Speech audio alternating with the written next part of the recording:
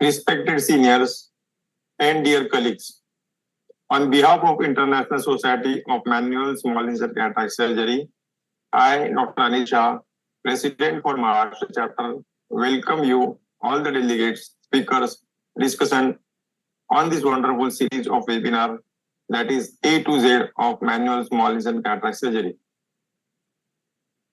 Today is episode 6 and the topic today is the first step for manual small incision cataract surgery. The first step is very important. The success starts with the first step. Ambition is the first step to success. The second is action. Even the greatest was once a beginner. Don't be afraid to take first step. For this today's topic, that is the first step in manual small incision cataract surgery, we have speakers who are expert in their field with the best of their knowledge and experience, Dr. Manik Nicholson and Dr. Jipki Joshi. And for this basic but interesting topic, we have got a discussion who will discuss this topic, Dr. Deepak Mishra, Dr. Sunil Morekar, Dr. Rajvinder Kaur, Dr. J.P. Petty from USA. So for this series of webinar, our aim is to popularize smart SICS. It should be safe, cost effective with minimum learning curve, and it should be useful for community basis. So our mission is to conduct series of webinars to enrich the knowledge, to popularize SICS from basic to advanced, to give recent advances to postgraduate students and practicing ophthalmologists, to involve expert surgeons to share their experience and knowledge, to make SICS interesting and a popular technique. I am once again thankful. Anil sir, would you like to say something? All the speakers and discussion. No, madam. Okay. You can continue with this. Yes. So, good evening, everyone. I welcome you all on behalf of core team of ISMSICS. We have with us Dr. Amulya Sahu sir, who is founder chairman of ISMSICS. Sir, we would like to hear some words of motivation from you. Over to you, sir. Well, Anil is doing a great job and his team are really doing an admirable job. And topics are very well covered. And in fact, today only I was telling Arthi, I would like to go through all these things, these chapters which have been covered. A lot to learn there. And by the way, ISMSICS is planning a 2 years calendar of events which will be announced in this conference. We have a Bangkok conference planned, and we are planning something in Brazil also. And our next 2025 conference is being planned with AIMS, All India Institute. So in between the 2 world conference, we want to have at least 2 international conference, and that we are planning out. And we have been invited by the Russian Ophthalmic Society. I will be operating there. Boramani also was supposed to be there, but because of his personal engagement, he fell out. So we are having an ISMSICS session there, and mostly we will be opening the Russian chapter. So as far as we are concerned, this is the only global organization from India, and our journal is also doing extremely well. And I want all of you to promote contribute articles to the journal and see that it is going to be indexed shortly. So all of you visit that journal and contribute articles to that. Purvi is doing a great job, and I think we are here to stay, and we are growing very fast. And because of all your cooperations, it is doing extremely well. Thank you so much. Thank you so much, sir. Next, we have with us Dr. Jagannath Boramani, sir, who is Executive Chairman of ISMSICS. Over good to evening. Good evening, all of you.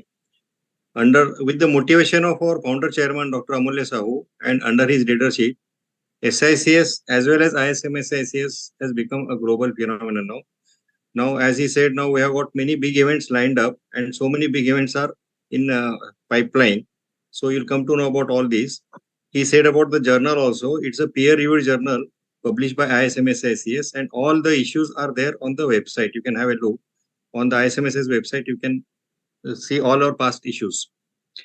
As far as the Maharashtra chapter is concerned, Dr. Anil Shah, Dr. Prakash Marathe and their team, they are really doing a wonderful job, and they are spinning out all the details of SICS by arranging this monthly meeting. So I'll not take much time, and I wish all the best to today's speakers, Dr. Manek and Dr. Deepti, as well as we have got very expert discussant, 4 expert discussant with us. So with this, I hand over to Dr. Aarti and Dr. Nita. We have a conference in UAE also. Abu Dhabi. That. Abu Dhabi, we have a conference, and we are having a wet lab training program there. So Aarti is helping us in Brazil conference. She is helping a lot. And our Cameroon chapter is opening after we come back from Russia. Okay. So anybody interested in be a part of it, please circulate it. We are interested to harness their talent. Okay. So next we have with us Dr. Deepak Mishra, sir, who is Secretary of ISMSICS. Thank you, Dr. Aarti. As our both senior most son Amulya sir and Boramani sir already told about the future activity and upcoming activity of the ISMICS, I'm thankful to Anil sir for starting such a wonderful series. And usually I have attended all the series and watch everyone. It's very good learning for each and everyone. With this word, thank you again. Yeah. So moderating this session with me will be Dr. Nita Dodwad ma'am, who is a medical director at Brahma Netralaya and Guru Neet Welfare Foundation in Mumbai. So being a senior, she has also been friend to me. I am really glad that I am moderating this session with her. Over to you, Nita ma'am. Yeah. Thank you so much, Aarti. It's really nice to moderate the session with such a young, dynamic person. So I'll be introducing the office bearers of Maharashtra chapter of the ISMSICS. I welcome our chairman of Maharashtra chapter, Dr. Prakash Marathe sir, in this webinar. He is a consultant at Netrayogi Eye Hospital, Pune, and also member of Legal Affairs and Expert Group Committee AIOS. He is a past president of MOS, Pune Ophthalmic Association and IMA Pune. He is a recipient of many prestigious awards, and he has received President's Appreciation and President's Special Felicitation Award. So with this short introduction, sir, I invite to say a few words for this webinar. Good evening, everyone. Thank you, Dr. Nita, for a short and sweet introduction.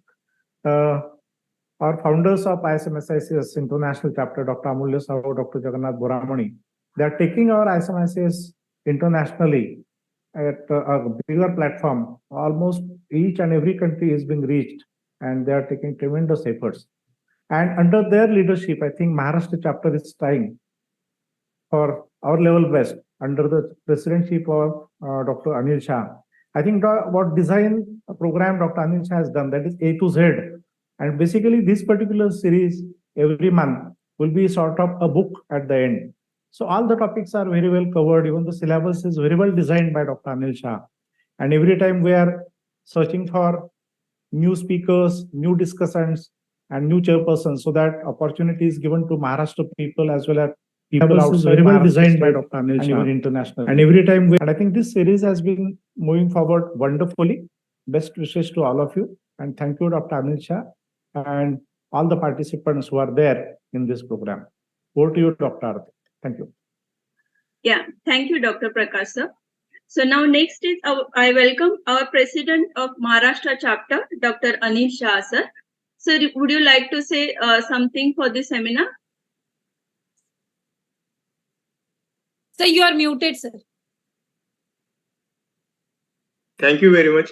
And because of Dr. Prakash Marathe, Dr. Shahu sir, Dr. Boramani sir, we could continue with this series of webinar. Actually, my aim was there that small incision cataract surgery should be popular to everyone. And because of that motivation, I started with this webinar. I am thankful to all of you for giving me this opportunity and also for helping me. Thank you very much. Thank you, sir. Our next is Vice President, Dr. Mandar Paranjape. He is into private practice at Pune and also visiting consult at various hospitals. He was the past president of Rotary Club of Deccan Gymkhana. Dr. Mandar Paranjape, please, you have to say any few words for the seminar. Very good evening to all. Congratulations to the team of ISMSICS Maharashtra chapter for initiating this beautiful series, which is taking step by step in teaching the concepts and ideas of ISMSICS. And I must also congratulate our chairperson, Dr. Amulya Sahu sir and Dr. Boramani sir for taking the lead in establishing so many international chapters all over the world, because ISMSICS is the gift from India to the world in the world of ophthalmology. So congratulations to all and best wishes for the seminar. Thank you so much, Dr. Mandar. We have our secretary, dynamic secretary, Dr. Amay Kulkarni. He's from Sangli. He's the medical director and head of anterior segment cornea refractive department, Anil Eye Hospital, Miraz. Is Amay there? He'll be joining us shortly, ma'am. Okay. So next we have a joint secretary, Dr. Usha ma'am. She's our mentor, very enthusiastic, and we are learning so much from her. Ma'am is a gold medalist from Bangalore University, and she is a consultant at Jori Eye Center, Mahim. She is a past president of BOA and a president of Women's Wing of ISMSICS and the global director for ISMSICS training program. So with this short introduction, Usha ma'am, if you are there, would you like to say a few words? Good evening, all of you. Thank you very much. I am really very happy to be a part of this meeting, and I congratulate the whole team members who have taken a lot of efforts, and I wish you all the very best for the future programs. And I'm always there with you wherever I am in the world.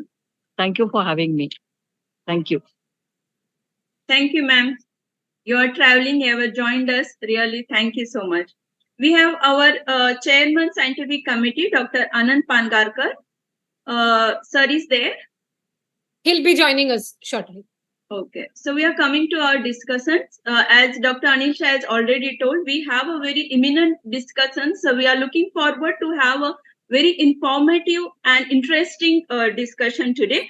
So Dr. Deepak Mishra, who is associate professor at RIO BHU Varanasi, and is ex-consultant at RIO Sitapur. I think sir, you have already spoken. Would you like to say a few words again, or should I continue? No, Dr. Nita, please continue. Yeah, thank you so much. Next discussion is Dr. Sunil Morekar. Professor Dr. Sunil Morekar is a consultant eye surgeon at SL Raheja Hospital, Mahim, Fortis Hiranandi Hospital, Vashi, Apollo Hospital, Belapur. He has trained more than 500 students who are working all over the world. I will not go into full detail of his CV. Just a few things to be noted. He is the first one to do local nerve transfer for corneal reinnervation, first in the world, and also awarded 6 times for the best paper in AIOS. And he's conducted many instruction courses at international and national conferences. So with this short introduction, Dr. Sunil, would you like to say a few things here?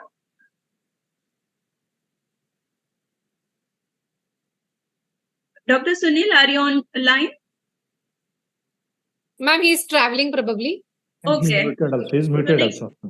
Okay. Next, I welcome Dr. Rajwinder Kaur. She is a professor at Adesh Institute of Medical Sciences and Research, Batinda, Punjab. Welcome, ma'am. You would like to say a few words here? You're muted. I would like to thank Sahu sir, Boramani sir, and Dr. Aarti, Dr. Anil Shah for giving this opportunity. And I think you can continue now. Thank you. Yeah, thank you. Now, without losing much time, we are moving towards the speakers of today. Dr. Manik Nicholson. Ma'am, sorry for the interruption. Before we go on to speakers, I'll quickly talk about the chairperson for today's session. Yeah. So we have with us Dr. Prakash Marathe sir and Dr. Anil Shah sir chairing this session. Along with them, we have Dr. Sirish Thorat sir, who is practicing ophthalmologist for last 25 years in Akola. He is presently Vice President of Vidarbha Ophthalmologist Society as well as Maharashtra Ophthalmological Society. Next, we have with us Dr. Ravi Trihan sir, who is in private practice in Hanumangarh in Rajasthan. And he is also chairman of Rajasthan chapter of ISMSICS. And last but not the least, we have with us Dr. Srini, who will be chairing this session. He is working in Comtrust Charitable Eye Hospital in Kerala. He does around 800 phaco surgery in a month, and he has been holding various posts in ophthalmic organizations. To name a few, he is chairman scientific committee of Kerala Society of Ophthalmic Surgeons. So thank you so much, sir, for joining us. Over to you, Neeta ma'am, for introduction of the speakers, and then we start the sessions. So today we have a very young dynamic speakers and very interesting topics and also the discussion. So first speaker is Dr. Manik Nicholson. She is really known for her sincerity and meticulous work. She has done her fellowship from Narayan Netralaya and worked at various prestigious institutes like LV Prasad and Bachwali. At present, she is consultant at Shantilal Sanghvi Eye Hospital. So with this short introduction, I invite you, Manik, for your talk on braidal suture, its advantages and disadvantages. Thank you so much, Dr. Neeta. Is my screen visible? Yes, slide is visible. Voice needs to be little louder. Okay. So good evening, everyone. Thank you so much, Dr. Sahu, Dr. Boramani, Dr. Usha, Dr. Anil Shah, Dr. Mishra, Dr. Marathe, Dr. Trehan, and everyone else in the ISMSICS committee for inviting me today. It's really an honor to be among such esteemed SICS surgeons, and I'm sure I'll be learning a lot at the end of this session. So the title of my talk today was on the first step of SICS surgery, which is the superior rectus stitch, or as we like to call it, the bridle or bridal suture. So I thought I'd speak in the beginning a little bit about what the word bridle means or how it came about. So bridle essentially means to put a harness with which a horse is governed on the head, or to put a bridle to restrain or check someone. It is essentially the headgear that holds the horse in place, and the reins are attached to that headgear. Essentially what it does is it helps to restrain a horse's movements when necessary. So you can bridle a horse, and I think that's where the term originated from, because similarly we can bridle the superior rectus by putting a rein over it, as if you imagine this is like a horse and we're riding it. We're reining that superior rectus in to gain control over it. So this picture also allows me to speak a little bit on the anatomy of the muscle. It originates from the annulus of Zinn and courses anteriorly and superiorly over the globe, making an angle of about 23 degrees with the visual axis. And it inserts around 7.7 millimeters from the limbus, which is why the forceps designed to hold it have a bend at around 7.7 millimeters from the tip. So the Dastur superior rectus forceps are what we call these forceps to hold the superior rectus. They are usually made of stainless steel and are corrugated. What is interesting about these forceps is they have a double curvature, which allows it to go not only along the contour of the globe, but also easily under the orbital margin. And this forceps is used to hold usually a needle with a suture. That needle is usually a 4-0 silk or any other suture material. the needle can be either cutting or round bodied. We usually prefer a round bodied needle as it is less traumatic. The correct way of grasping this needle is along the medial 2/3 and the lateral 1/3, which is something we're always taught perpendicular to the needle, because this is the place which allows us maximum control over the suture. If you grab the needle too close to the tip or too close to the swatch, which is the place where this suture inserts into the needle, you have the risk of bending the needle or the needle slipping from your grasp while taking the superior rectus stitch. So the needle holder is tightened by squeezing it until you hear that first ratchet. This is just a very simple video. I'm sure everyone has done this and seen this before, of how we take a superior rectus stitch. Essentially, we use the superior rectus forceps to grab the muscle and then pass the needle under it. So for the superior incision, the superior rectus suture can be applied, but if you are, some surgeons do perform temporal SICS, the lateral rectus suture can also be applied.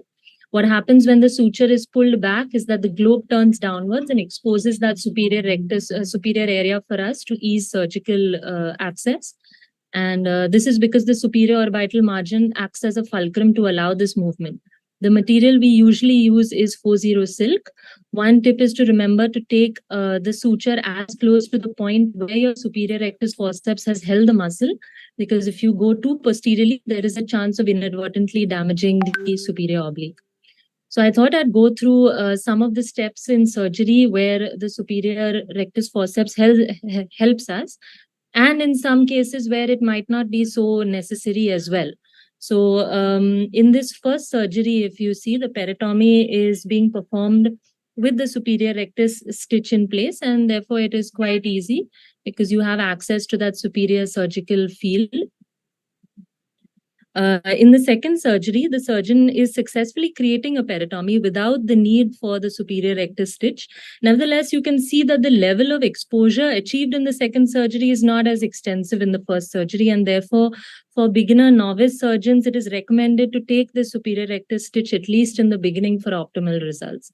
So the second role is where we use this stitch during tunnel creation. So in the first surgery, the surgeon is comfortably creating the tunnel, and minimal assistance is required from the second instrument because the tunnel is quite easily created because the superior rectus stitch is in place.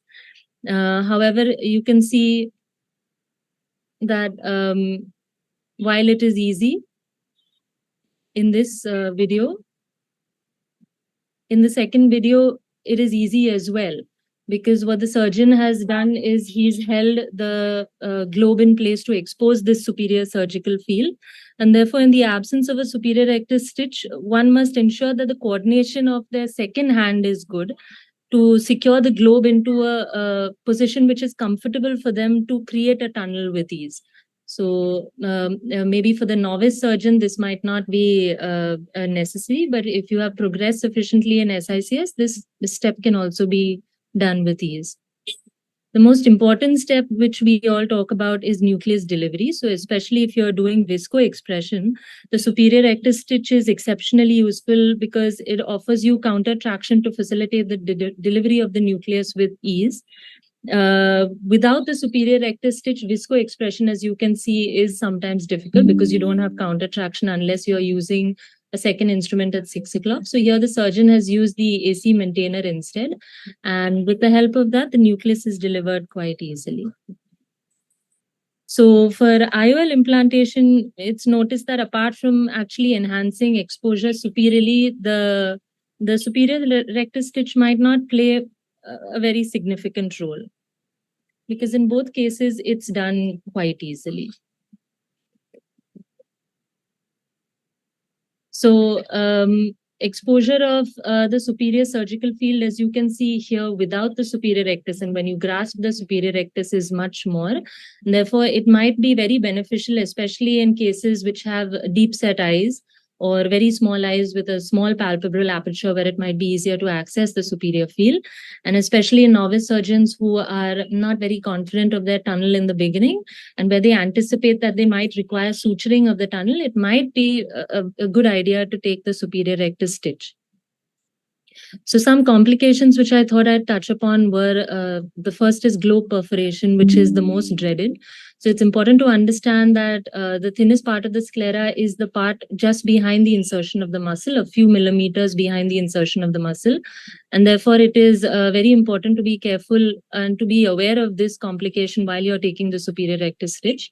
So something to look out for would be a soft globe even before you've entered into the anterior chamber, and a loss of globe if a vitreous hemorrhage has developed. So what to do next would be to stop the surgery immediately, and if possible, view the area of perforation if you have an IO access in the OR. If the cataract is not very dense and if the damaged area is accessible, then we can treat that area with cryotherapy or a laser. However, if the cataract is dense and the damaged area is not visible, it's best to do a B scan and then refer that case to your vitreoretinal colleague to manage further. So how do we avoid a globe perforation is important to discuss. The needle should be passed exactly under the area where the muscle is held. Slightly elevate the forceps while holding the muscle. This helps to ensure that, and maybe rock the eye a little. This helps us ensure that we have grasped the muscle in its complete entity. Ensure that the tip of the needle is pointed upwards and not downwards towards the globe. It is essential also to always maintain direct visualization of the tip so that you know where it's passing. And take a small bite, not a very large chunk of tissue in the beginning, so that you avoid any inadvertent damage to surrounding areas. 3 conditions which you should keep in mind to be careful are in pathological myopes, where they are high myopes, where there's a high chance of perforation. Hypotenuse eyes, especially those post-vitrectomy surgery, and any cases of scleral thinning, such as cases of chronic scleritis. The other complications which I thought I'd touch upon were bleeding or a muscle hematoma. So the way to avoid that would be to avoid large conjunctival blood vessels, especially when you're taking the bite. What we see in trainee surgeons very often is that they take a superficial bite because they're scared of going too deep, and that bite has missed the muscle. So the globe sometimes does rotate a little bit downwards, but fails to rotate as down as it does when you hold the superior rectus. And therefore, it is essential to pull out that stitch and repeat the procedure. And any injury to the rectus muscle and laceration. And one of the dreaded complications is post-operative blepharoptosis, which everyone talks about with the superior rectus stitch. But something to remember is that it might not always be the bridal suture. It could be because of post-operative lid edema, extended patching after the surgery, your anesthesia or the block which you have used during cataract surgery, and something which has been published and studied, a very tight speculum. Because a tight speculum along the orbital margin pulling the lid away, and the superior rectus pulling the lid, pulling the superior rectus in the opposite direction creates a sort of a tractional force, which may cause the levator aponeurosis to disinsert from its origin, resulting in ptosis after surgery. So that was my short presentation. Thank you so much. If anyone on the panel has any questions, please feel free to ask me. Thank you so much. Yeah, thank you so much, Manik. That was a really elaborative and covered each and every point. So now the panel is open for the discussion and the question. I request the discussion to come forward with any points or any questions. Can I? Yeah, Can you stop sharing? Manik, stop Manik, sharing. can you please stop your screen share? Manik, can I ask you something? This surgery you have done, or you? Yes, yes, sir. These are our videos from our. Your for basic training, your surgery is very good. But as far as this suture is concerned, it should not be taught as a method, sort of for everybody. So instead of having a superior rectus stitch, we have given it up long back. But in the training program, if the students should be taught to take a temporal incision to get a better exposure, Though so those trained teachers can focus on, because they are, in that case they will not be inducing any astigmatism. Whereas if you are always taking on at 12 o'clock, you may increase the astigmatism, and besides the complications you have mentioned. So as a training, I think people should not take it as a must. Okay. Yes, Dr. Sahu. Hello, may I come in? May I come in? I think in complications, what you have mentioned, those there, that is oculocardiac reflex. One has to be careful, and pulse must be watched very thoroughly. Because at the time of squint surgery, when we are tackling the extraocular muscles, that is the risk we are keeping in mind. The same weight is very rare, but when you are tackling superior rectus, the pulse must be watched very thoroughly. And that time, a role of anesthetist or role of physician standby, or you have to be careful. And another thing is, when we are teaching what Dr. Sahu sir has said, that this particular suture, nowadays, phaco surgeons and most of the SICS surgeons, they are not taking this parallel suture. Means without this suture also people are moving forward. So just comparison of these two, that is with and without, that also should be kept in mind. Thank you. I think Sunil Morekar sir has raised his hand. Sir, you are muted, sir. There are 2 or 3 things. Yes, sir.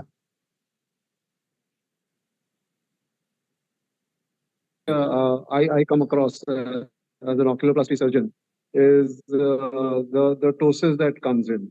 And one of the ways in which you want to figure out whether this ptosis is occurred because of the superior rectus stitch or for the other reasons is to be able to see the movement of the lid with down gaze and up gaze.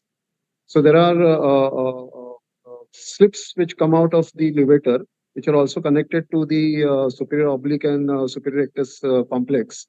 So whenever these slips get cut off, there will be a discordance between your eye movement down and your lid movement. So if you're looking up and the eyelid is also moving up with your eyeball, then you have not disinserted those slips. But if you're looking up and the eyelid is not looking up, then you have disinserted those slips, because there has to be a synchronicity. There's a connection between the superior oblique and superior rectus complex and the levator. So both of them work in conjunction. So if my eyeball looks up, the eyeball should not go under the eyelid. So the eyelid moves along with the superior rectus and the superior oblique. Now, when this does not happen, then that is a damage which is caused. So when we are training students, we want them to know what caused the ptosis in the first place. Because if you know what caused the ptosis, you will not have the ptosis in the next case.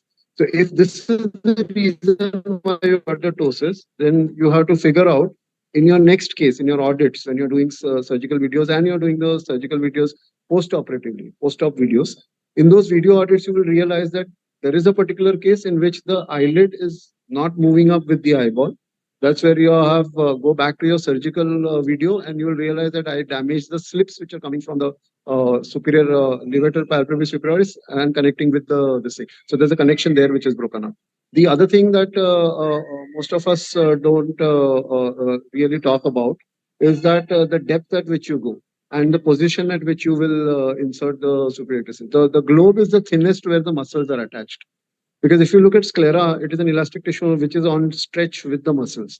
So wherever the muscle is attached at any point, whether it is a lateral rectus, superior rectus, inferior rectus, wherever, the globe is the thinnest at the point at which the muscle is attached. So even globe perforations, when we see trauma, these occur just under the muscle at the insertion of the muscle. So you want to avoid a globe perforation, you go a little further behind. But with the superior oblique and superior rectus complex, when students tend to, I tell them go behind, they end up going so behind that they take the superior oblique also. In which case the globe starts rotating in a mal position. So you don't get the superior edge. Now many people want to do a toric also with SICS because the incisions are great and astigmatism is excellent. So toricals are done. So these calculations of toricals and the axis will go wrong if you're by mistakenly taken the superior oblique in your stitch and you're pulling it, and that turns a eye and causes a torsional action which will skew your axis. So these are the two important things that I think need to be ascertained. Otherwise, the presentation was excellent, and the points that Dr. Amulya Sahu raised, very important. Lateral stitch, lateral bridle stitch is something that we need to talk about more now, because a lot of people do lateral. And vasovagal is something that I have seen so often that we've almost lost one patient at the time of taking a superior rectus stitch. So even that point pointed out by Marathi sir was excellent. That's all I wanted to add. Thank you, sir. Dr. We have Boramani. two people to come in. Dr. Yeah. Boramani, sir. Yeah. No, one comment is that it is very interesting to note that superior rectus is an elevator of the eyeball. It makes the eye look upwards, but you are using that muscle for making the eye look downwards. It is very interesting. Secondly, as a beginner, should be more comfortable, so he should take a superior rectus suture as well as a superior incision, irrespective of the astigmatism. But once you got the feel of the SICS, it is better to avoid taking superior rectus, because in my opinion, it is an unnecessary trauma to the eye. And for temporal incisions, because the exposure is very good, generally there is no need to take any lateral rectus suture. Sometimes I take medial rectus suture, very rarely, because I do astigmatism management with different location of the incisions. If the eyeball is deep seated, especially in the left eye, sometimes I take the medial rectus suture to make the eye look outwards. So that helps me to take a more nasal incision. That's all. Over to you, Srini, sir. Thank you, sir. First of all, I should thank the Maharashtra chapter of ISMSICS for giving me this opportunity, and especially Dr. Usha Johari ma'am. And thanks Amulya Sahu sir for being a part of one of our CMSICS Scientific Committee CME series. And to comment on, it was a wonderful presentation, covered in and A to Z of superior rectus. See, when you're going for the temporal SICS, Boramani sir and Sahu sir, everyone said you need not take the lateral rectus. Actually, lateral rectus suture doesn't serve any purpose in a temporal SICS, because see, how does for me, the most important reason I might put a superior rectus suture for SICS or a superior SICS is that it gives me a traction for delivering the nucleus. Okay, so why is it giving a traction? Because you have a fulcrum of the superior orbital margin, which is giving a traction there. Temporarily, it doesn't give anything at all. So it doesn't turn the globe. It doesn't. If at all, if you want to turn the globe, you will have to use your index finger of your left hand to produce an artificial superior orbital margin and use it. I don't think it is really that necessary. I'll tell you what. See, when I got trained in RP Center, there was no SICS, and even now I don't think they're doing much of SICS now. So after my residency, I joined Shankara. That was in early 2000, and that was when the mass temporal SICS started being done in India. For me, when I was getting trained, when I was doing, even when I was a consultant there, the nurse used to we were doing the sandwich technique for delivery of the nucleus, and the nurse used to hold the nasal limbus and turn the globe when we were delivering the nucleus. So easy, and it gets over 3 minutes, 4 minutes, the surgery is over. So when I came out, and when I don't have a trained nurse to give that counter traction, I really struggled. Then I thought, then I tried this lateral rectus bridle suture. It was not giving any result at all. Then I trained myself to use my left hand to give that counter traction. It is working, but you can't do a sandwich technique in that. You'll have to do the hydro expression or visco expression, whatever in that. So in a temporal SICS, a bridle suture doesn't serve any purpose at all, and so for delivery in a temporal SICS, as I said, if it is a topical temporal SICS, you can actually ask the patient to look nasally, and the counter traction happens there. But otherwise, you'll have to teach yourself how to do the counter traction with your left hand. And as Amulya Sahu sir said, it's absolutely astigmatically neutral there. You do a temporalized ICS, you do a big section, it is astigmatically neutral. You try to neutralize an astigmatism by doing a big temporal ICS, it doesn't happen. So temporalized ICS.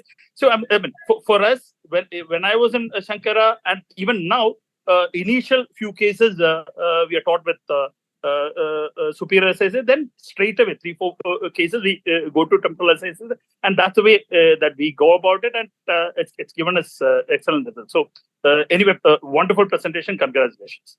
Thank you. Thank you, sir. Excellent points. Dr. Sunil, you want to say? That is a very important point that you brought about both Dr. Jagannath Boramani and Srinivasan sir. Normally, when you're looking at the physics of it, the point of rotation is the ligaments, the fibrous tissue and the connective tissue. So the eyeball is rotating down or up, and so the superior rectus makes the eyeball look up. But when you're looking at it, you're holding the fulcrum as the orbit, and that is why the superior rectus goes down. Here, there are two things to note is that when we look at a rotation of the eyeball, what happens with the superior rectus versus what is called as rolling. You can either have a eyeball or a ball which is rotating or a ball which is rolling. There is a translational motion. So when the superior rectus is turning on its own along the x-axis, that time it is rotating. But when you are hooking it up and you are using the fulcrum, now your rotation point is the orbital rim. Now, if you want to replicate this on the side without the finger, there are specifically custom-made speculum which have a bridge on the side. So you take your lateral rectus stitch, you put it around the bridge, and you pull the suture down round that bridge. You get the same action as the counter traction with superior rectus. So till the time you get used to hydro expulsion or visco expulsion, or using the force from within, and you still need the counter traction in the early days of training, you can use this kind of a thing instead of the finger, because then sometimes you might need 2 hands. You may not be a single-handed surgeon. So that kind of a speculum is something which is available. Now, when we're looking at traction which is given to the superior rectus, when the superior rectus stitch is taken, if you cause the rotation movement versus the rolling movement, you cause the raised intraocular pressure. Now that raised intraocular pressure at certain points may not be necessary, at certain points may be necessary. So you want to stop the traction, not stop the traction. So once you get used to uniocular, your unidexterity with not needing both hands, it's like eating a chapati with one hand instead of 2 hands as a child would. So when you do that, you can hold the superior rectus or the lateral rectus around that bridge with your left hand as a bridle, as you would ride a horse with one hand, and do surgery and change the pressure during the surgery instead of keeping the pressure constant by either pushing it onto that. So there is dynamic movement and dynamic pressure possible for you with this counter traction suture, depending on how you use it. So if you know the physics of it, then you know how to use it to your advantage, and you know how to not allow it to be a disadvantage. Thank you so much, sir. Sorry, I have a suggestion. I feel that we should, the discussion is really getting very interesting, but I'll suggest that we go on to the second talk and then we have the discussion together. Boramani sir, if that's okay. I have one question to ask. Yeah. So, sir, we'll take up these questions related to Dr. Manek's presentation as well.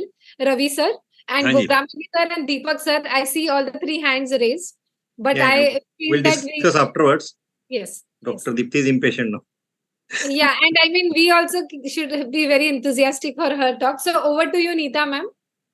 Yeah, so our I'm next... Sorry, Ravi sir. Yeah, so we will have a rest of the discussion after Dr. Deepti's talk. Our second speaker is Dr. Deepti Joshi, who is a pediatric ophthalmologist at Joshi Eye Hospital, Hubli. She is a recipient of Prem Prakash Disha Best Squint Paper Award 3 times at AIOS.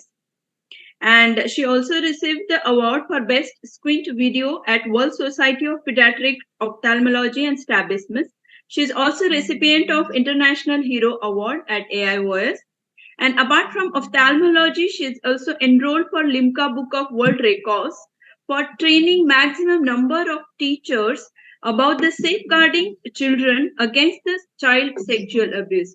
With this short introduction, Dr. Deepi, you are invited for your talk on conjunctival peritomy and different kinds of cautery. Ma'am, for that wonderful introduction. Thank you, ISMSICS, for this opportunity. And today I would be talking about conjunctival peritomy and cautery to achieve the hemostasis in MSICS.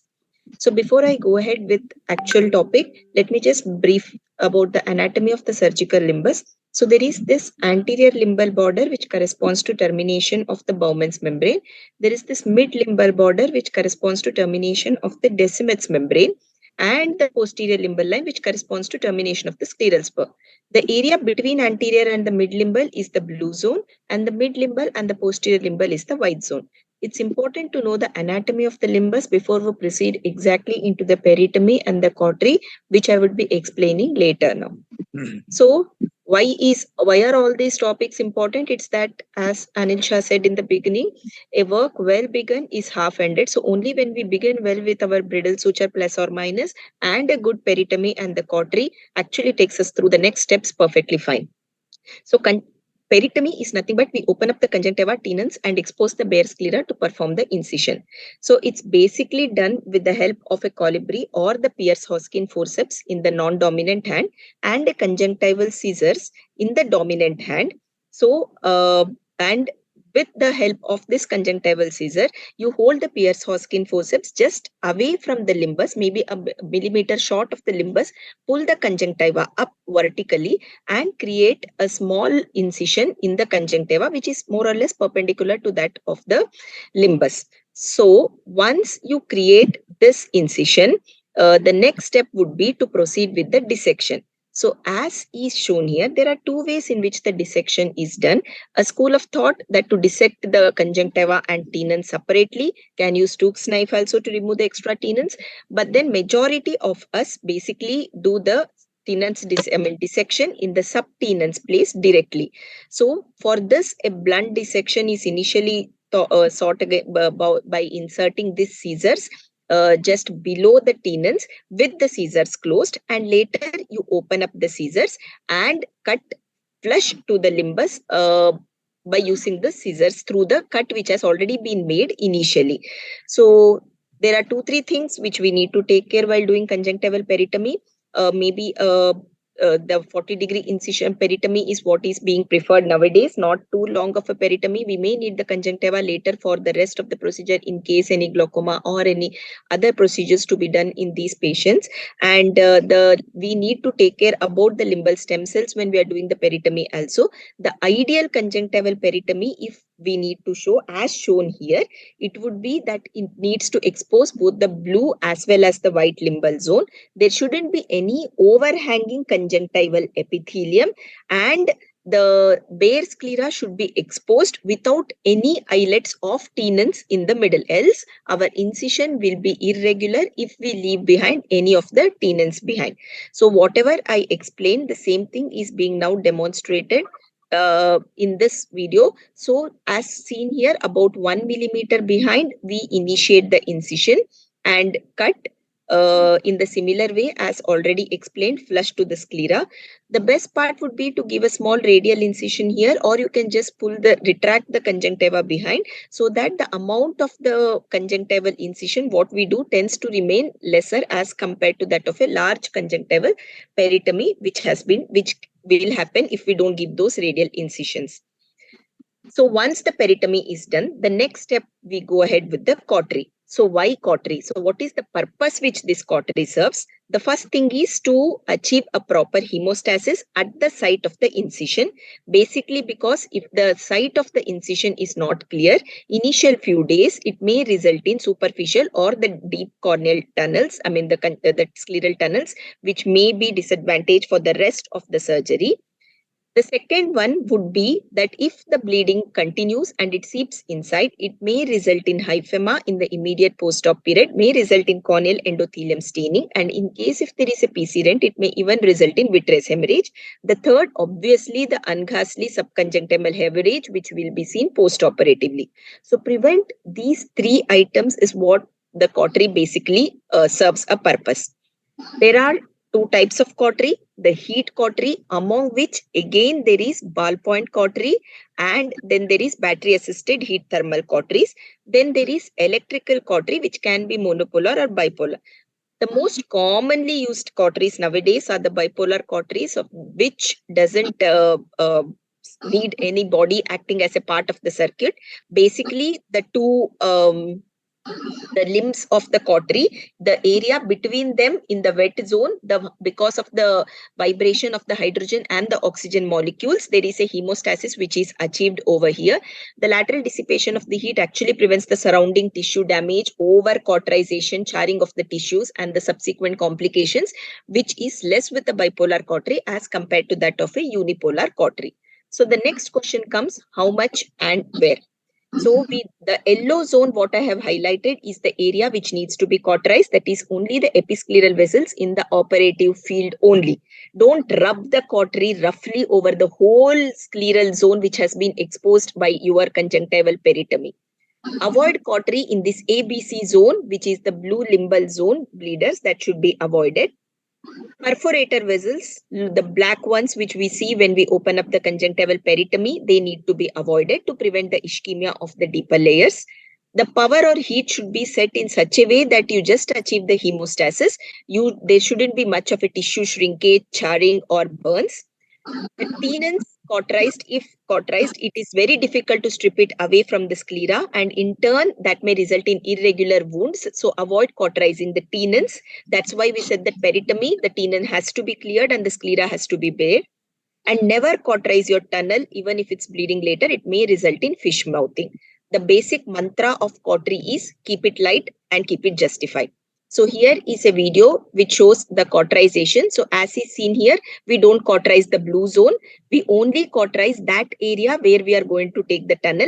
This is a bipolar cautery. Never hold those two together. The circuit never gets completed. Leave a small gap in between and the wet area. So cauterize as much it is needed. No over, no under is what we need to do before an MSICS. Why? What happens if I over cauterize? The thing would be it may result in scleral thinning, charring, and this it may result in poor wound healing, and in turn post-operatively a higher wound astigmatism is what we would notice in an over cauterization, which we definitely don't want. So I would end this talk by telling that only if you understand the beginning well, that is when the end will not be troubling you. So hope in this series we have covered the beginning part of the SICS. Thank you.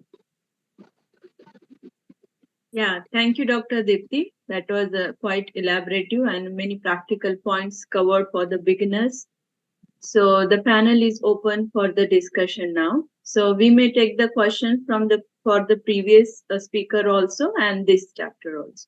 So we'll request Ravi sir to please start. Yes.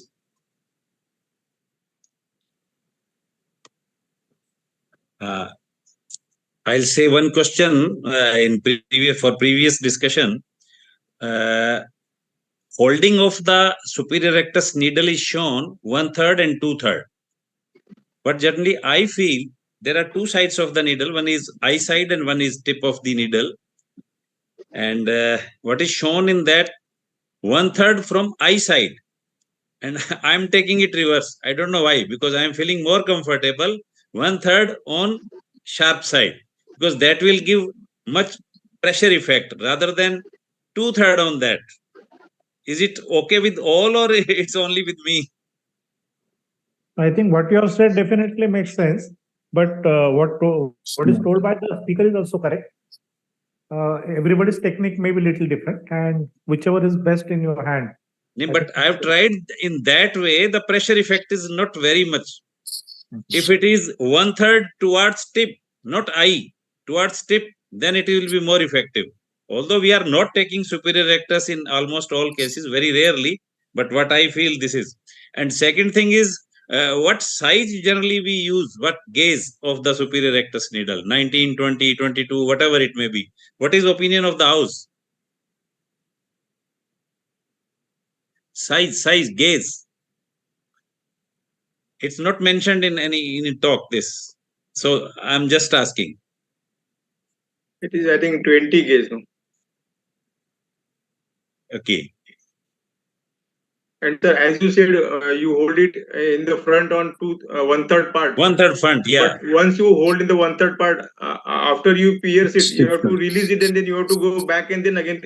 Yes, so exactly. Double One has to do is this avoided like by holding it from behind. Yes, I have to release and then catch from tip side. Because the pressure effect is better in my case. And but here, if you hold it in 2/3, you have one go, and then you can take out from outside. But we have to release and then catch from needle side is a must. Otherwise, how can we cross from? But you have to do double time. You have to again release it. Then only single, sir. No double. Only single. Just pass and release. That's all. Anyway, only problem is that all the residents who are starting the bridal suture doesn't have so much expertise like you, that they hold it and release and go there. Because most of the time, even if you catch it at 2/3 distance, again they have a problem of rotating one half the sutures and coming back. So it can be done, but it need a good expertise and a very stable hand for that. And two lines I'd like to say about ISMSICS. First of all, I got introduced to ISMSICS at Pune conference, CCC Pune. I think it is in 2015. Yes. Actually, yeah. I completed my MS with intracapsular surgery only. At that time, no extracapsular surgery was there. Era was gone. Previous extracapsular surgery era was gone, and intracapsular. We are doing it with Eruga forceps and all that. And then when we started extracapsular surgery, and we are in dilemma between SICS and FECO. We have purchased FECO, trying FECO, doing SICS, and feeling little bit comfortable with SICS. I don't know why, but since beginning, I'm feeling little bit comfortable. But feeling little bit inferior by doing SICS. But after attending CCC at Pune, I'm still doing SICS, rather I'm doing CICS, and now I'm feeling confident about this. So that is the beauty of this ISMSICS. I'm still doing SICS or CICS, but with proud only. Thank you. Thank you so much, sir.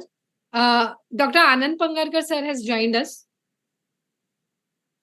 Sir is saying that it's a 17 gauge needle which is used. I think sir is on mute. Anybody else? I have unmuted, Aarti. I have unmuted. Yes, am I audible? Yes, sir, you are audible now, sir. Yeah, that's 16 or 17 needle. The thing is, it should not be very broad. A broader needle or a thicker gauge needle will produce more ptosis post-operatively. And Dr. Ravi had raised the question of holding the needle. The longer you hold it from the tip, the less control you will have. One thing, and second thing, the possibility of perforation exists. So it's better that you hold it, as Dr. Ravi has said, towards the tip of the needle, a little 1/3 distance away. And with a little force, the tip comes out enough so that you can get a suture in a good fashion or an adequate one, and getting that superior rectus in case you do not have other methods to exert counter attraction for the delivery of nucleus, then superior rectus gains much importance. Thank you. So in short, what you can say that it is the guarded needle penetration at superior rectus. Guarded means not the big part of needle is going through, only a small part, so that perforation is being avoided. Dr. Deepak Mishra, sir, over to you.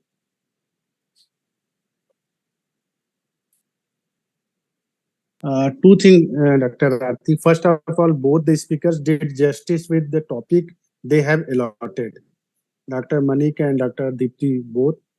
One thing important that we can say have n number of reasons for taking bridal suture and n number of reasons for not taking.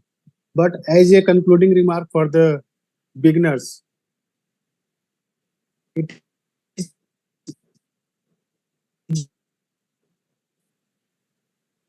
Your voice is breaking, sir. It is good for because they have. Deepak Mishra, sir, sorry for the interruption. He's got disconnected. He's got disconnected.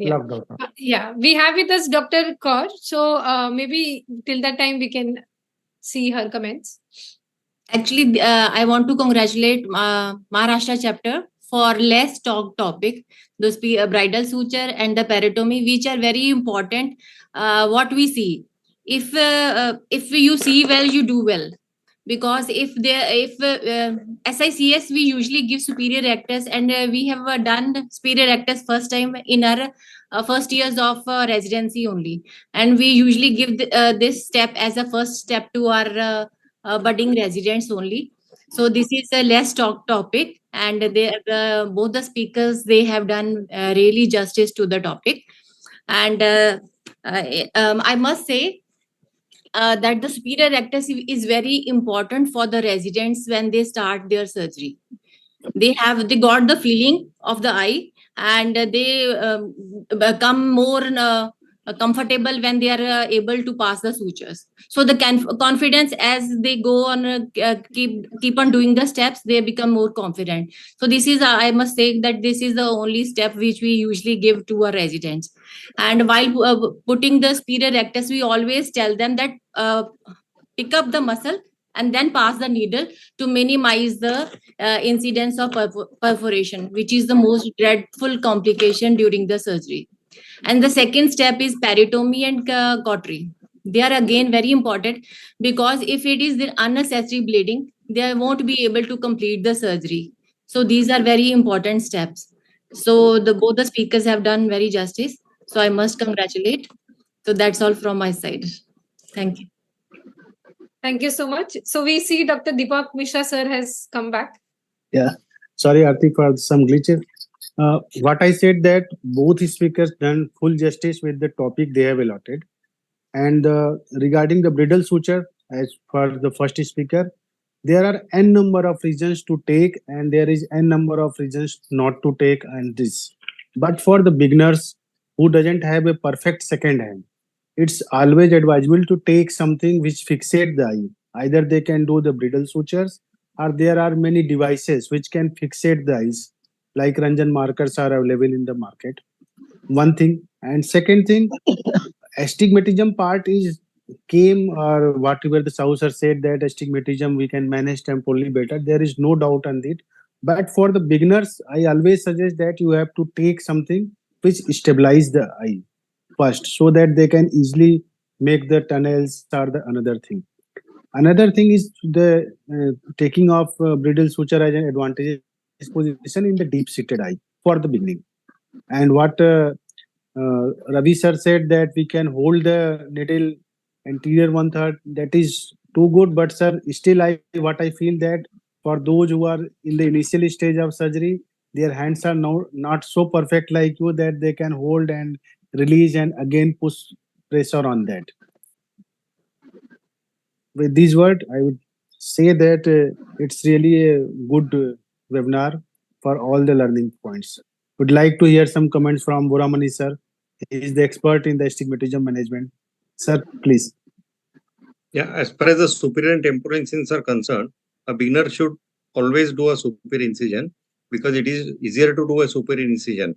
The sclera also is thick superiorly. Temporal it is thin, fragile. Many times the sclera tears. Even bleeding is more in temporal incisions. It is difficult for a beginner. Only when you become expert, you should try the temporal incision. But otherwise, if you don't want to induce any astigmatism, temporal is the best. Even a 6 or 7 mm of a scleral tunnel generally doesn't neutralize or induce any astigmatism.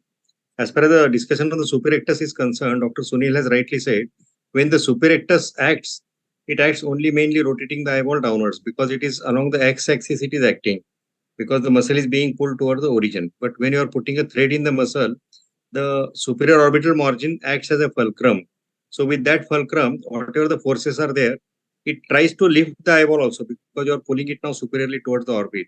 And plus, the rotation takes place because of the vector force. One of the vector, it starts rotating the eyeball downwards. That's why how we get the more exposure. One more point I want to add here. Some surgeons, especially I remember Dr. Shekhar Paranspre from Sangli, he advocates superior rectus suture as well as inferior rectus suture, especially for a deep-seated eyes. If you pull both these sutures, it tries to bring the eyeball forwards and the surgery becomes easier. That's all. I just want to ask that the topic which is not covered, the artery forceps, where it should be sutured to the drape sheet and when it should be released. That is, we can discuss on this part. Manik can tell. Do we use artery forceps or needle holder? To draped sheet, it is for fixing the thread. For fixing the thread, we use artery forceps. Artery forceps. Manik, are you there? Yeah. So what we would you like usually to comment on that? Thanks. What we usually tell everyone is that when they're taking the tunnel during the first step, that is making the incision and while using the crescent to make the tunnel, we tell them to hold on to the artery forceps, and when they enter with the keratome, we tell them to release. And that's about it. Then the rest of the steps are quite dynamic. So visco expression is dynamic. We don't tell them to use the artery forceps, but we tell them to hold it in their non-dominant hand. And the same for when they're putting the IOL in the eye. But correct me if I'm wrong, if anyone else has any. So I may ask my juniors to use the artery forceps when they are doing nucleus delivery, either by sandwich technique or by visco expression. And rest whenever they want viscoelastic to be inside while making the capsular axis. So that time I will prefer not to use the artery forceps. I don't know if anybody has any other views on this. So whenever we enter the anterior chamber, it should be released from the drape sheet. The artery forceps should be released from the drape sheet to minimize the pressure. That is my all. And also doing the hydro procedures, the superior rectus has to be released. A very important one. About the second topic, that is cautery. I think most of the surgeons, they prefer not to do cautery, even if there is minimal bleeding. That bleeding is taken care by waiting for some more time, putting the swab and just placing it for some more time. And that way that bleeding can be reduced. Because cautery sometimes damages that particular tissue, and over cautery, of course, damages the tissue much more. So there are views not to use cautery nowadays. Any comments about this? Yes, sir. I said it was a wonderful presentation by Dr. Deepthi. It's a wonderful. It would be wonderful for the beginners to see where the cautery is to be done and all. I wanted to ask the same question. How many are doing cautery? I don't do cautery now. I didn't do cautery when I was taught. So I mean, unless there is a huge lot of bleeding, but it's probably something that is not really required. But the issue is when it is a temporal ICS, when you it is really visible. See, superior SICS, that wound area is covered by the lid. So you can expect some amount of subconjunctival hemorrhage if the cautery is not done. Because I've seen Dr. M.S. Ravindra, who does a lot of temporal ICS and topical also. So he does cautery because it's see when you're doing premium surgeries with SICS, then you are expecting a clean looking eye on the first day, and when temporarily, if it is not cauterized, then that subconjunctival hemorrhage stays. At least in some cases, for me, I love SICS, and it's something that comes of great help to me in difficult situations. But my primary surgical technique is phaco, and I do about 45, 50 surgeries in a day. So in those at least 2-3 cases or even 4 cases, I resort to SICS because it's so wonderful in handling those very difficult cases, those real black ones and all.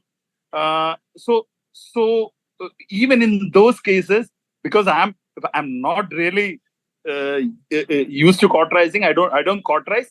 I some amount of subconjunctival hemorrhage remains. So the cautery does help in giving a clean eye on the first possibility. We're doing temporal SICS. And another question,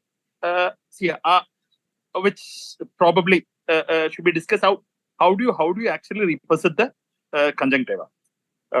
The peritomy is done.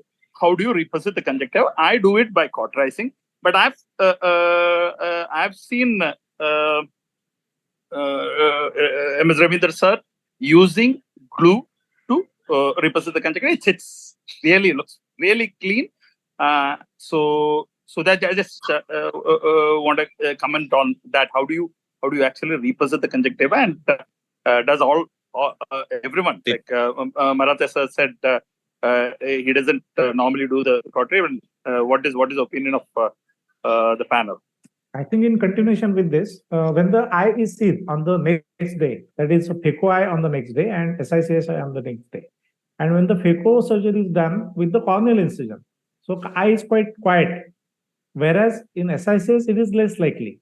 So by doing cautery and not doing cautery, I think follow-up visit, the patient sees that clean eye. There is also the best impression relatives and patients, everyone, they expect from you. So that's what the idea was about discussing cautery to be done or not to be done. Because there is no choice in SICS to have corneal incision, pure corneal incision. Whereas in phaco, you've got that choice of pure corneal incision, where the clean eye is the most likely possibility very next day. No, that's fine, sir. Like the amount of subconjunctival hemorrhage that you see postoperatively, especially in temporal SICS, probably will be a bit lesser if a little bit of amount of light cautery is done. Dr. Deepti's comment? I think she has left. Dr. Dipti is not. Okay. The eyes without cautery seems to be more white.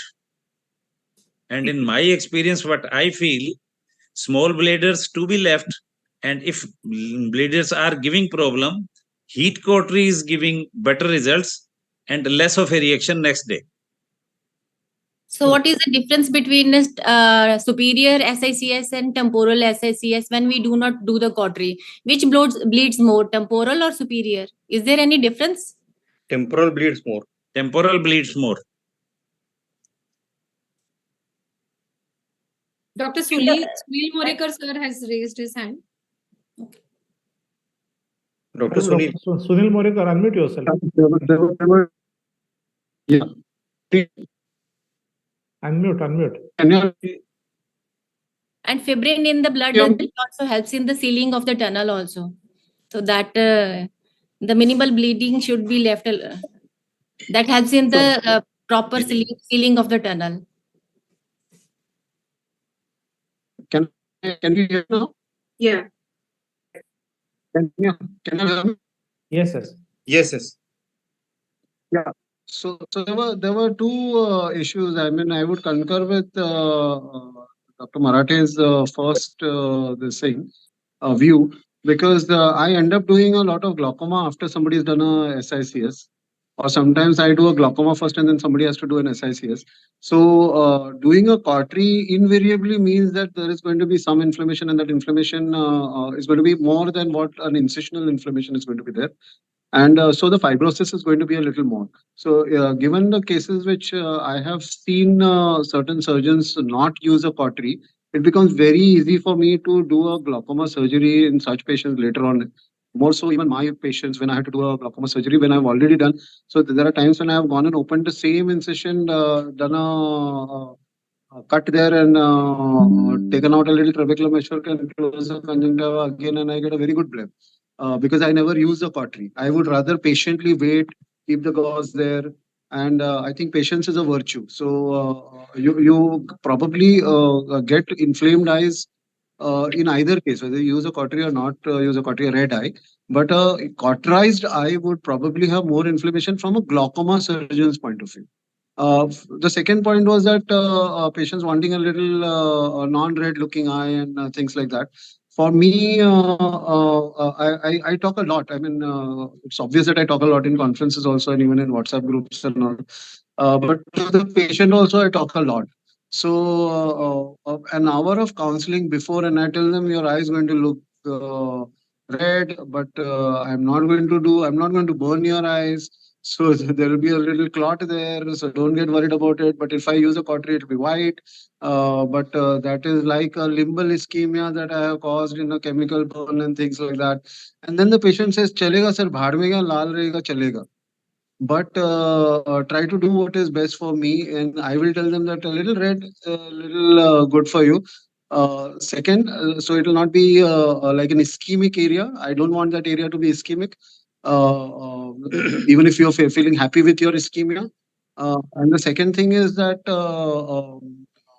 once you have done one surgery, usually what happens is there is something called a sympathetic ophthalmitis in the other eye. Even with cataract surgery and glaucoma surgery and phaco also. So if you've operated one eye, do one thing for my sake, is that when you're operating the other eye, take a little paracentesis and send that aqueous for inflammatory markers. You will realize that when you're operating a virgin eye, which does not have the other eye operated, the inflammatory markers are practically nil. When you have one eye surgery and you're doing the other eye 6 weeks, there will be some inflammatory markers in that. And if you use the cautery, you cause more inflammation in this eye, you're going to get more inflammatory markers in the other eye.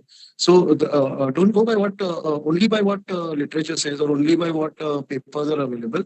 We apply our own skills, and once in a while our own audits, and we realize that no, if I use less cautery, there's less inflammatory and fibrosis and ischemia. And do what is working better in your hands. I mean, I wouldn't really force somebody to do what I am saying.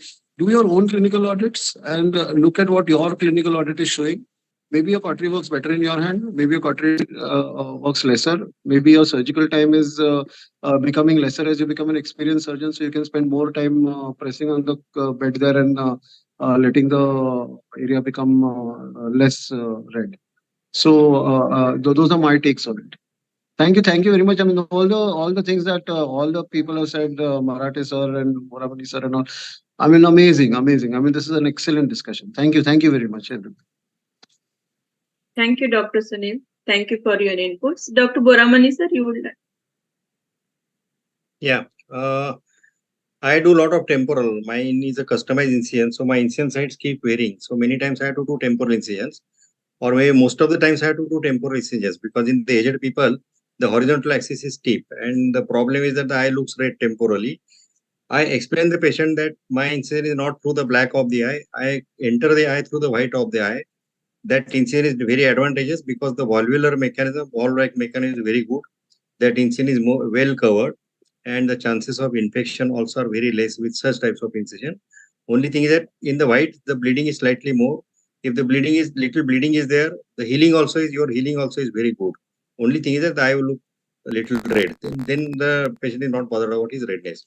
One more thing I want to ask the panelists.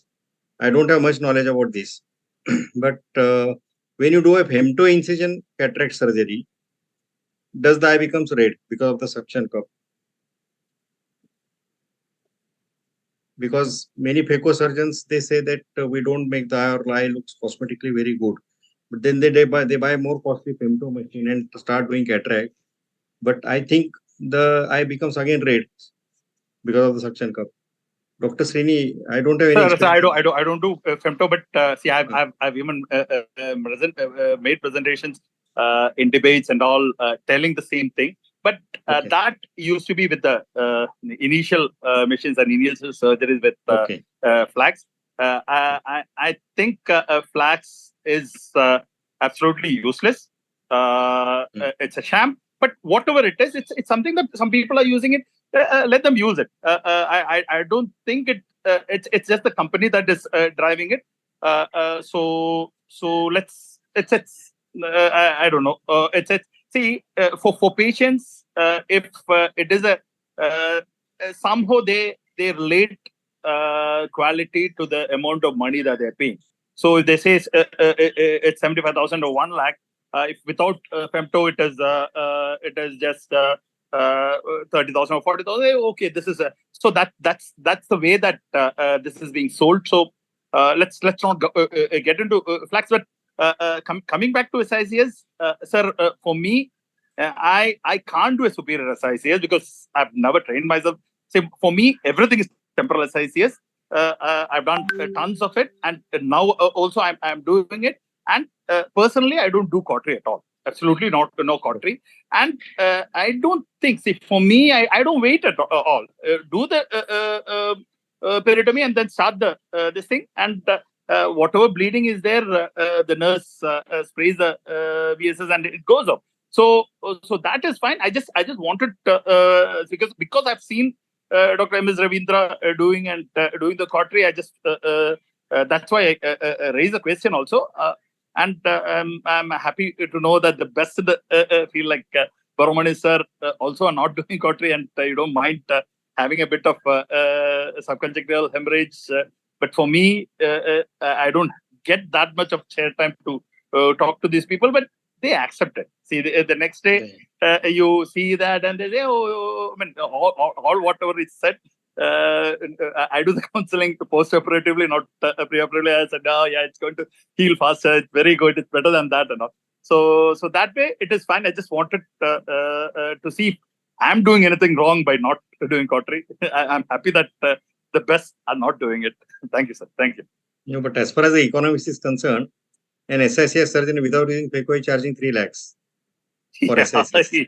Yes. It's all how you position it, and he's getting many patients. Yeah. I know, sir. I know. And it is the best thing to happen to ophthalmology, this ICS. So people, this is the reason why you see the new statistics of blindness in India. It's come down drastically. And see, previously, when I left RP Center, 2 years, 3 years later, that only Gopal left, and Dr. Gopal Espelai. So he was part of the a survey that was done in one of the districts in North India. You know what was the commonest cause of blindness in that area? It was cataract surgery. Okay, so now it is totally changed because basically because of SICS, the quality has improved. You can't really see. I still remember one of the DNB examiners who came to Shankara. So he was actually looking for the wound. First post-op day, he was actually, because he was used to seeing the superior wound. He was looking, hey, where is the wound? He was asking. So it's so clean. You have the round people. So it's definitely the best thing to happen. And I'm really happy and I'm really amazed by what ISMSICS has achieved. It's mind-boggling. You've taken it to different parts of the world, and I'm sure this is the most popular organization in ophthalmology anywhere in the world. I mean, hats off to you, sir, Amulya Sahu, sir, and all at top of ISMSICS. I'm really impressed. Thank you, sir, for being there. Dr. Srini, I want to add something here. Yeah. I think this is little harsh comment, but don't take it personally anyway. Yeah. You are from the Prime Institute of India. You have done your education. Yeah. But what I came to know that SICS is not being taught. So I'll come to that. See, when I was in Shankara, Dr. Tiwari, HKT, sir, came. He just came for a visit. So we have 4 tables in the non-paying session, and 8 tables, 4 microscopes. So we have a window through which you can see. Sir was watching. So I was with him because I was his thesis candidate. Sir was watching. He was the chief of RP Center at that time. He was watching. He was watching for some time. He was really amazed. What is happening? The patient's just lying down, getting up, laying down. Then he went back to RP Center and told Dr. Razik Bihar Vajpayee, who was the star there, hey, Razik, you are actually fooling us. Hey, you are telling her Peko is so great and all. I saw the surgeries by kids there, and I saw the poster, which is so great. And so that was it. And for some time, yeah, they kept doing it. Somehow, I'm not sure why they're not really promoting. Nowadays also they are not doing. Nowadays also they are not. Yeah, I know. I don't know why. But I really would be happy if they teach the residents SICS. Yeah, Anyway, I know. Yeah, even RP Center surgeons now they have told us that they'll start teaching SICS, and that's why they want to host our ISMSICS conference. Anyway, we are slightly swaying away from the academics. Let us come back to academics. I want to ask one thing. Which surgery should be asked, ECC or SICS or both? Should be teach to the students, resident students. May I comment on this? No. See, possible everything. No, sir. See, the disadvantage of kids really straight away going into SICS is that they don't learn suturing. See, you don't know when you would require a suturing. You see, ECC is when you learn the suturing. Otherwise, there is no need for ECC. But this is when you can actually make them do the suturing and get used to get dexterity, have the dexterity, and also. So I feel initially, at least, just for the sake of teaching the suturing, it's easy. Otherwise, if it is just a cataract surgery, you can just straight away go to SICS. I think I can come here for that comment. I think for PG you should start with ECC so that they will learn everything. Whatever complication is there, even in PECO or SICS, the person is able to manage. Start with ECC, then come to SICS, and then even if the person wants to learn about PECO, now he knows everything. ECC he has started, he knows SICS and PECO. Some complication goes in PECO, I think he can shift toward SICS. And in some cases, he also knows how to do suturing also. So I think step by step, he should be taught all these three procedures. That's what I feel.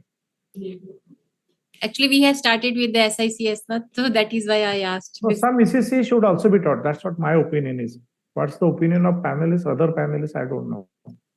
I think directly SICS should be taught. On the SICS also, we can do suturing also if we need. Yes, sir, Only the question of suturing is there, then we can do suturing on the SICS also. We can suture the tunnel. Yes. So for suturing only, don't need go for ECC. Okay. Yes, sir. Okay. That is a closed chamber and it is safe. It will be more safe. SICS. More safe. Yes, sir. Because the wound is self-sealing, so any problems are there which can be managed. But in extracapsular, you cannot manage. You have to do compulsory suturing immediately. Yes, sir. True. Very true. So SICS is far better. Handling the nucleus in SICS with the juniors, those who do not know the technique, may be a little bit difficult for them to start with.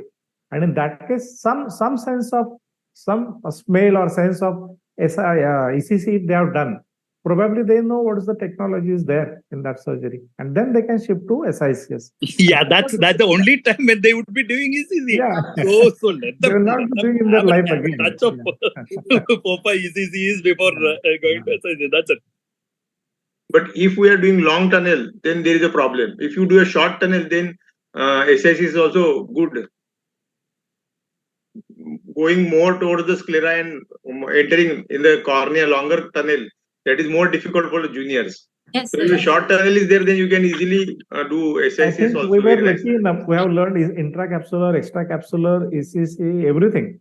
And then SICS and PECO. I think our teachers, they were doing that one graphics cataract knife without suturing and asking the patient to lie down for 2 to 3 days till the conjunctival wound was healing. Yeah, with both eyes padded. Yeah.